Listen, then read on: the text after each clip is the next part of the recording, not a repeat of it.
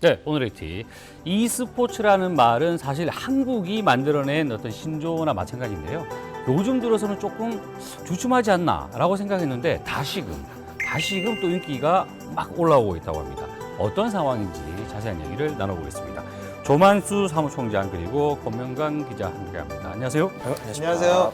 제가 이제 96년도에 대학교 1학년이었는데 네. PC방에서 맞아요. 거의 밤을 새가면서 스타크래프트를 했던 그런 기억이 있거든요. 맞아요. 일단 그 뭐 가볍게 예. e스포츠 한국이 만들어낸 말이나 마찬가지잖아요. 예, 맞습니다. 개념 살짝 좀 풀고 가죠. 이게 뭐 e스포츠 보는 그대로 일렉트로닉이랑 스포츠라는 말이 이제 조합이 돼서 쓰인 말인데요. 네. 요즘에 스포츠라고 하면은 주로 더 중요한 개념은 그 소위 경쟁, 네. 그래서 공정한 룰에 따라 경쟁을 해서 승패를 가룬다라는 측면이 더 강하지 않습니까? 네. 즉, 뭐 e스포츠는 게임을 게임.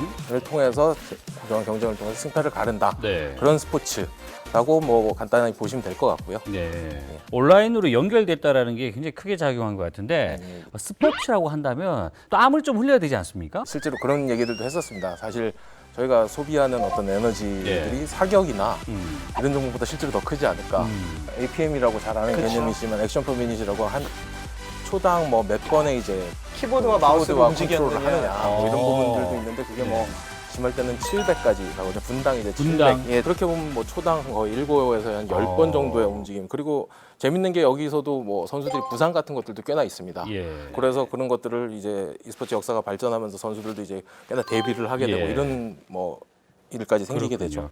e스포츠가 우리나라에서 이제 시작된 때가 스타크래프트를 좀 계기로 붐업이 됐고요. 인터넷이 들어오고 배틀넷이 열림으로 인해서 내가 집에 앉아 있고 PC방에 앉아 있는데 해외 다른 나라에 있는 뭐 남모르는 누군가와 경기를 할 수 있게 된 거죠. 예. 그때가 이제 98, 99년, 2000년도에 이제 꽃을 피웠던 계기라고 볼 수 있죠. 그렇군요. 다만 이제 스타크래프트라는 것들은 이제 굉장히 자발적으로 한국 쪽에 좀 국한이 돼서 대회는 다른 종목들이 뭐 워크래프트라든지 다른 종목들이 이제 인기를 끌고 있었고요. 예. 그러다 보니까 조금 2010년도 초반에는 조금 좀 침체하는 부분들이 있었습니다. 네. 다만 이제 그 이후에 LOL이라는 종목이 새롭게 부각이 되면서 많은 유저와 많은 시청자들이 이제 e스포츠를 굉장히 이제 익숙한 것으로 접하고 있고요. 지금 더 많아요? 예, 훨씬 더 훨씬 많습니다. 많습니다. 좀 전에 말씀하실 때 보니까 종목이라는 표현을 썼어요. 예, 예, 예. 그러니까 e스포츠에도 종목이 있어요? 대표적으로 크게 뭐 그 구분을 나누자면은 소위 그 RTS라고 전략 시뮬레이션 옛날에 스타크래프트나 워크래프트 같은 종목들이 좀 있을 수 있고요. 예.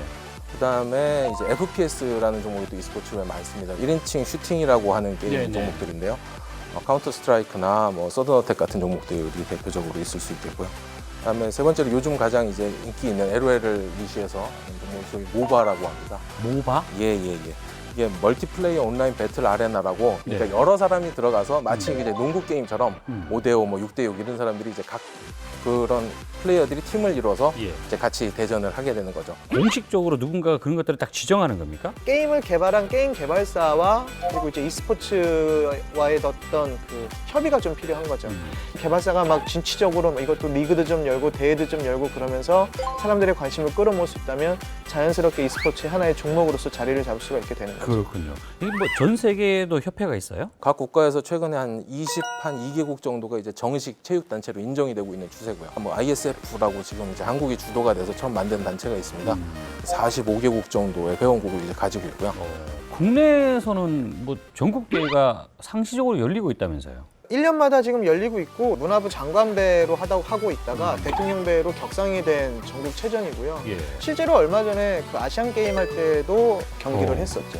그렇군요. 그런데 최근에는 거의 이제 LOL이라고 부르는 아유. 전 세계에서 열광하는 그런 분위기인데 어느 정도의 규모입니까? ESPN 스포츠 중계 채널이 있는데요. 그 2016년이 되면서 e스포츠가 시장적으로 좀 성장을 할 거고 확대될 것이다라는 어떤 예측을 했고요. 그러니까 요거에 대한 계기가 무엇이었냐면 실제로 이제 작년에 LOL 월드 챔피언십이라 그래서 전 세계 유저들이 한 공간에 모여서 세계 대전을 치르는 건데 그때 당시에 시청자가 NFL의 슈퍼볼 결승전 경기 있잖아요.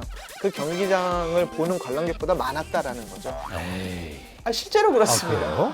또 재밌는 거는 최근에 이제 기존의 NBA 선수들이 뭐 팀을 인수한다든지 또 유럽의 어떤 그 축구 브랜드 있지 않습니까? 메뉴 같은 데서도 최근에 어떤 게임단 창단을 검토하고 있고 실제로 그런 작업에 들어가고 있다는 소식들도 있습니다. 그만큼 e스포츠를 새롭게 어떤 스포츠로서 보기 시작한다는 반증 정도가 되지 않을까 싶네요. 저처럼 이렇게 스타크래프트만 알고 있는 사람이 그냥 끝났나 보다 라고 생각했는데 그게 아니라는 얘기예요. LOL이라는 걸 통해서 굉장히 좀 많이 확산됐다는 얘기인데, 그래서 블리자드가 화가 났나 보죠?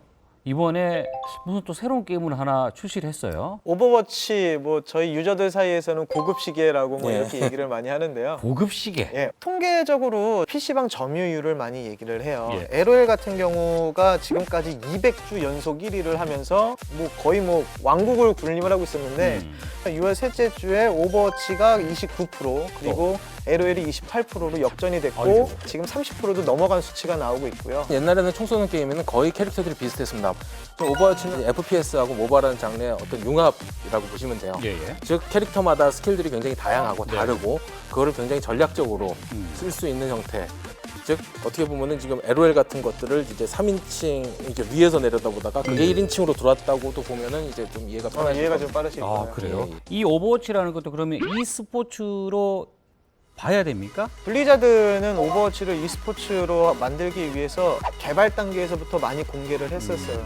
다만 하나 좀 염려스러운 게 중계 방식이라고 얘기를 할 수가 예. 있는데 오버워치는 1인칭 시점입니다. 어, 너무 빨라요. 어허. 그리고 동시다발적으로 교전이 벌어집니다. 예. 그래서 과연 이걸 중계를 얼마나 관람객들이 공감할 수 있게 해줄 수 있느냐 뭐 이런 것들이 조금 더 좀 논의가 되어야 할 거고요. 사실은 LOL도 처음 볼 때는 굉장히 보기가 어려웠어요. 워낙에 익숙해지고 많은 사람들이 하다 보니까 이제 사람들이 이제 즐길 수 있게 된 거거든요. 네네. 그만큼 오버워치도 가능성은 크다고 봅니다. 사실은 물론 FPS가 지금 말씀하신 대로 좀 어려운 부분이 있는데 저희가 블리자드하고 얘기하고 있기로도 네. 어떤 뭐 새로운 어떤 이제 그 관전 모드, 저희 업저버 모드라고 이쪽에서 얘기를 하는데 그런 것들을 개발하고 있기도 하고요. 그 듣자하니 이제 이 블리자드가 아예 이 게임을 만들 때 한국이라는 걸 아예 염두에 둔 그 흔적이 있더군요.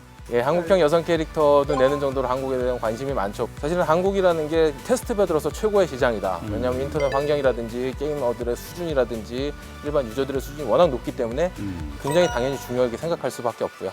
구글이나 페이스북이나 뭐 심지어 아마존 예. 이런 IT 기업들도 지금 이 게임 시장에 많이 관심을 갖고 있다는 얘기를 들었단 말이에요. 트위치라는 데에 있으면 모든 게임들을 다 중계를 하는 이제 거기가 이제 재작년에 그 아마존에 1조 이상의 이제 인수가 되기도 했고요. 유튜브 같은 데서도 최근에 이제 게임 전문 채널을 좀 만들기 시작했고 이런 트렌드들을 보시면은 이제 굉장히 e스포츠가 어떤 제대로 된 스포츠 또 산업으로서 인정을 받고 있는 형태라고 보실 수 있고요. 이젠 게임이 e스포츠라는 것이 내가 하는 게임도 언제든지 손쉽게 그냥 인터넷으로 올려서 다른 사람과 공유할 수 있는 하나의 콘텐츠로 네. 나온 거거든요. 이런 것처럼 유수에 있는 IT 업체들도 이제 하나의 콘텐츠를 바라보면서 그것을 중계할 수 있는 플랫폼으로 본다는 거죠. 근데 좀 서글픈 느낌이 좀 하나 들긴 해요. 우리나라가 e스포츠를 만들었잖아요. 예. 그런데 게임이든 중계든 이런 것들이 전부 다 지금 다 외국 회사들, 외국 IT 회사들 이런 쪽이 언급이 되고 있는데 이거 왜 이럴까요? 종류가 조금 다르다고 보시는 게 더 맞을 것 네. 같습니다. 한국은 뭐 사실은 롤플레잉, 뭐 MMORPG라고 하는 또 모바일 쪽으로도 이제 많이 발전을 하고 있는데 네. 사실은 e스포츠는 유통망이라든지 이런 것들이 기존에 잘 발달돼 있는 어떤 해외 업체들이 접근하기가 좀 더 쉬웠던 부분들도 있을 거고요. 우리나라에서도 사실 실질적으로 저희가 스포츠 중계를 하면서 네이버라든지 이런 데랑 하면서 맞아요. 굉장히 이제 많이 확산이 됐고요. 네이버에서도 저희가 뭐 야구 정도를 빼고는 거의 뭐 가장 많은 트래픽이 나오는 게 e스포츠. 저는 또 종류이기도 여구 하고. 역발상으로 생각을 하시면 좋을 것 같아요. 해외에서 글로벌 메이저 업체들이 기술력을 떠나서 자금력에서 일단 우리나라가 그거를 뭐 따라갈 수는 없는 거예요. 하지만 경험이 있기 때문에 실제로 해외로 나가는 어떤 우리나라의 코치진들 되게 많거든요. 예. 우리나라에서 지금 입장에서 할 수 있는 것들을 찾아서만 간다면 충분히 한 영역을 담당할 수 있다라고도 생각을 합니다. 덧붙이자면 뭐 스포츠 인더스트리 같은 쪽으로 굉장히 e스포츠가 많이 가고 있어요. 네네. 결국 리그는 저희가 하는 리그들이 세계 최고의 수준의 리그들을 하고 있거든요. 네네.